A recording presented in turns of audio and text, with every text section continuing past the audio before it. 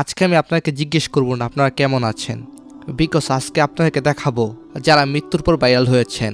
ভাই আল্লাহ যদি আমাকে নিয়ে যায়, আমার বাচ্চাটার দিকে একটু খেয়াল রাখেন। তো এই কথাটা আমি বলতে পারিনি।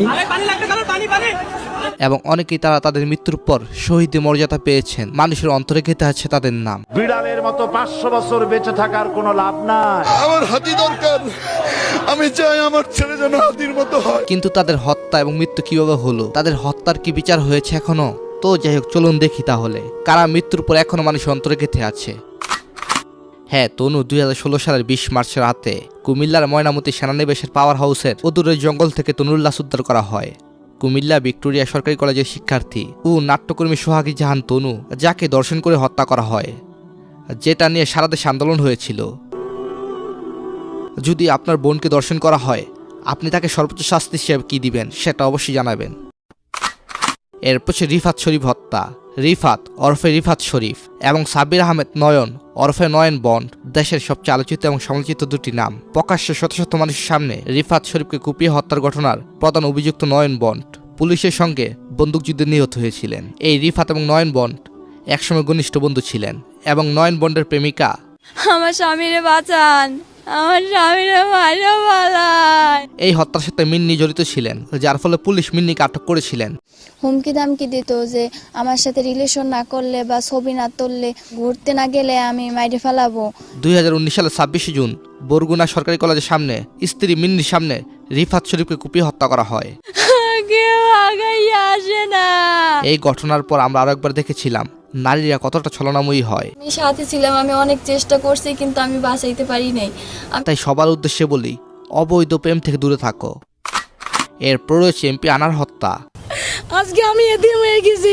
কলকাতা ডিবি পুলিশের কাছে ঘটনার বর্ণনা দিতে গিয়ে জিহাদ জানান, সঞ্জীবা গার্ডেন্সের টিপিলিক সেই ফ্ল্যাটের বসার ঘরে আনারকে স্বাগত জানায় শিলাস্তি। পরে আসেন জিহাদ। তখন শিলাস্তিকে নিচের ফ্ল্যাটে যেতে বলা হয়।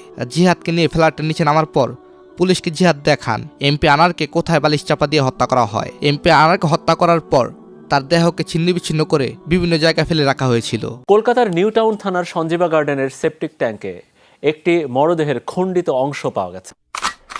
এরপর সাগর রুনি, সাংবাদিক দম্পতি সাগর সারোয়ার ও মেহেরুন রনি, তাদের দুইজনকে হত্যা করা হয়েছিল 2012 সালের 11 ফেব্রুয়ারি।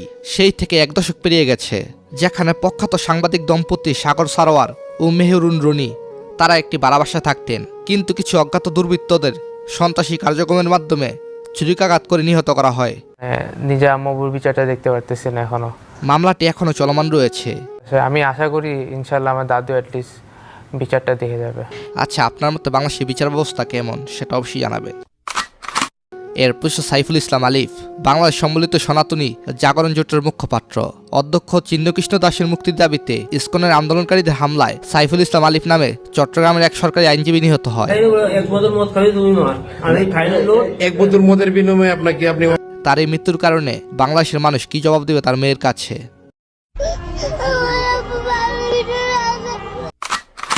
তারপরও সে হৃদয় হত্যা। মুরগির খামারে কথা কাটাকাটির জিয়ার দৌড়ে চট্টগ্রামের রাউজানের কলেজ ছাত্র ও মুরগির খামারের তত্ত্বাবধায়ক শিবলি সাদিক হৃদয়কে হত্যা করা হয়। মাটি দিতে হয়, জানাজা পড়তে হয়, এটা তো কিছু পেল না আমার ছেলেটা। তার বন্ধু পাহাড়ি উপজাতিরা জঙ্গলে নিয়ে তাকে নির্মমভাবে হত্যা করা হয়। বলছে এখানে জবাই করছি, এখানে মাংসগুলা খেয়ে ফেলছে, মাংস খায়। পরবর্তীতে অনেকেই বলেছিলেন হাড্ডি কখনো বন্ধু হয় না, হাড্ডি কখনো গোস্ত হয় না, উপজাতি কখনো দোস্ত হয় না। আচ্ছা, পাহাড়িরা কি সবাই খারাপ নাকি ভালো? কমেন্টে জানাবেন। আমরা আদিবাসীরা কখনো মানুষের মাংস খাইনি এবং খাবো না। এরপর ছাত্র আন্দোলনের অন্যতম দুই মুখ, মুগ্ধ এবং আবু সাইদ। আবু সাইদ মুগ্ধ শেষ হয়নি যুদ্ধ। এই দুইজনের কথা আমি কি বলবো নতুন করে, তাদের কৃতিত্ব আমাদের বলবার নয়। কি সাহসী ছেলে ছিল আবু সাইদ, যাকে প্রধান উপদেষ্টা ইউনূস সাহেব সাহসী যুবক হিসাবে উপদেশ দিয়েছিলেন। লক্ষ্য নিয়ে এই বুক পেতে দিয়েছিল, যার কারণে কোটি কোটি ছেলে মেয়ে সামনে দাঁড়িয়ে বন্দুকের সামনে দাঁড়িয়ে গেছে। এছাড়া মুগ্ধ সকলের ভালোবাসা পেয়েছে। তারা বাঙালি জাতির হৃদয়ে সবসময় থাকবে। ভাইয়ের হয় নাই, আমার ভাইয়ের এত মেধা ভাই। এরপর আবরার ফাহাদ, বন্যায় যখন মানুষ মরে আবরার তোমায় মনে পড়ে। 2019 সালের 6 অক্টোবর বুয়েটের শেরেবাংলা হলে আবরার ফাহাদকে পিটিয়ে হত্যা করেন বুয়েট ছাত্রলীগের একদল নেতাকর্মী। এই ঘটনার পরের দিন 19 জনকে আসামি করে চকবাজার থানায় হত্যা মামলা করেন নিহতের বাবা বরকতুল্লাহ। আমি বাবা এসে কি বলবো, আপনার কিছু বলার নেই। আমি আর সুস্থ নেই। 2021 সালের 8 ডিসেম্বর 20 জনের মৃত্যুদণ্ড ও 5 জনের যাবজ্জীবন কারাদণ্ড দেন আদালত।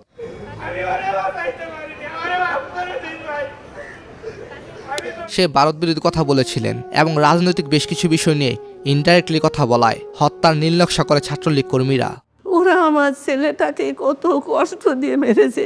এরকম ভাবে 2024 সালে এসে মেধাবী ছাত্রদের হাতে মরতে হয় তোফাজ্জলকে। এক প্লেট ভাতের বিনিময়ে যদি জীবন নিতে পারে তাহলে জীবনের বিনিময়ে আমরা জীবন চাইতে পারি না। এটা মেনে নেওয়া যায় না।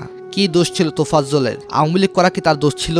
আমার কষ্ট, হৃদয়ের একটা ব্যথা যে আজকের আওয়ামী লীগ ছাত্রলীগ গভর্নমেন্ট ক্ষমতায় থাকা বড় আমার সে যদি চুরি করতো বা কোনো অন্যায় করতো তাহলে আইনের আওতা আনতেন। আমি পৃথিবীতে আমার সবাই কষ্ট দিয়েছে, আমার কষ্ট ছাড়া আমি কিছু।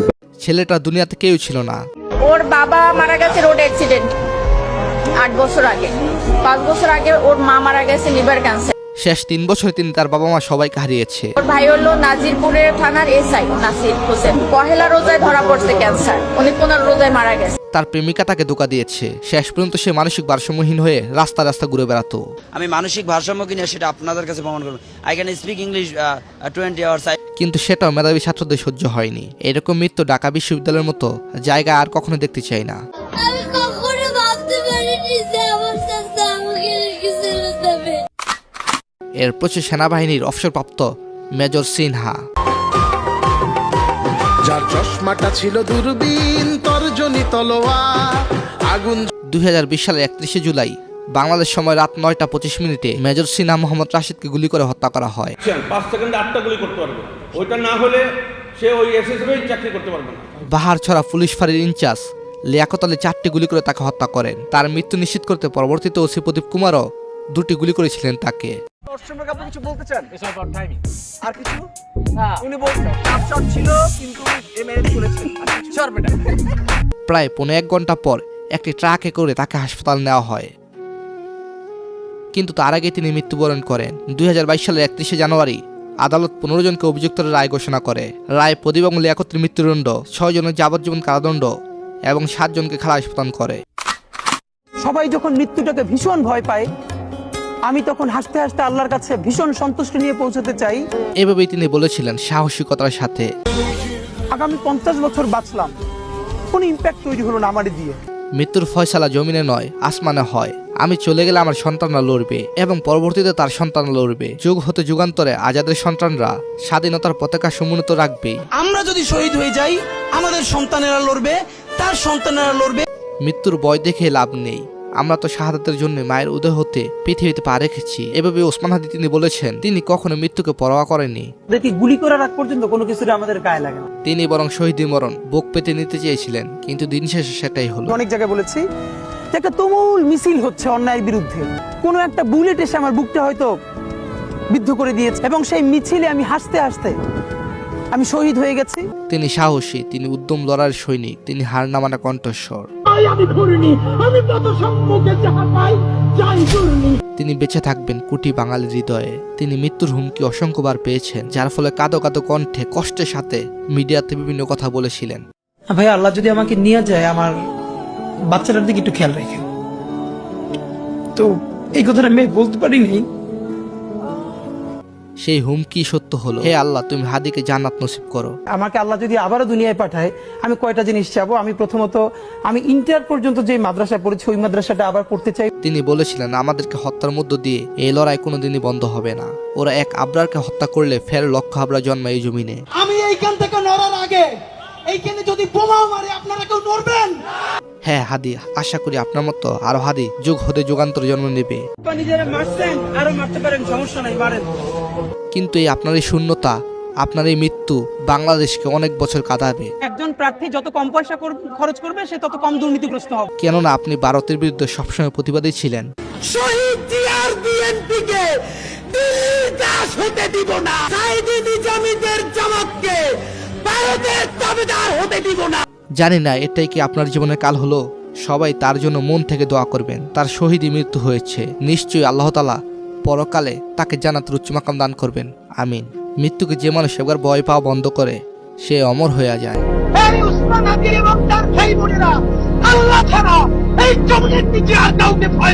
এই মৃত্যুর পিছনে যাদের হাত রয়েছে আল্লাহ তাআলা নিশ্চয়ই তাদেরকে এই দুনিয়াতে সর্বোচ্চ শাস্তি প্রদান করবেন ইনশাআল্লাহ। আজকে আর বেশি কিছু বলতে চাই না। সবাই এই মৃত্যু শহীদ ভাইদের জন্য দোয়া করবেন। আল্লাহ হাফেজ।